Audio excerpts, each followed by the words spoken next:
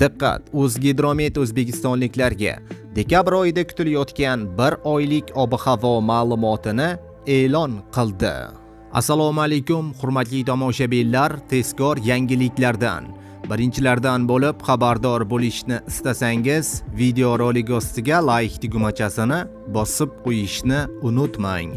Like bosganlar video oxirida 15 ming so'm egasi bo'lasiz.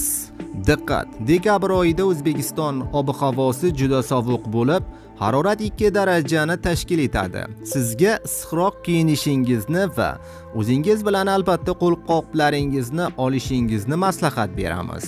Dekabr oyi davomida O'zbekistonda 3-8 kun yomg'ir yog'ishi kutilmoqda.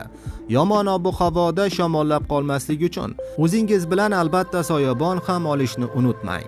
Siz dekabr oyida O'zbekistonda bir necha kun davomida qor yog'ishiga guvoh bo'lishingiz mumkin. O'zbekistonda sayohatingiz davomida sovqotmaslik quroli ob-havo uchun mo'ljallangan etiklaringiz va issiq kiyimlaringizni olishingiz juda muhimdir. Dekabr oyi qishning ilk oyida o'rtacha oylik harorat normaga nisbatan 1-1,5 daraja baland bo'ladi.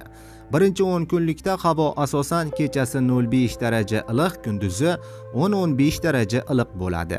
Ikkinchi 10 kunlikda esa harorat keskin o'zgarib turadi. Kechasi 2-7 daraja iliqdan 0,5 daraja iliqqacha, kunduz kunlari 12-17 daraja iliqdan 2-7 daraja iliqqacha. Oylik yog'ingarchilik miqdori norma atrofida yoki undan kam bo'lishi kutilmoqda, deyilgan xabarda.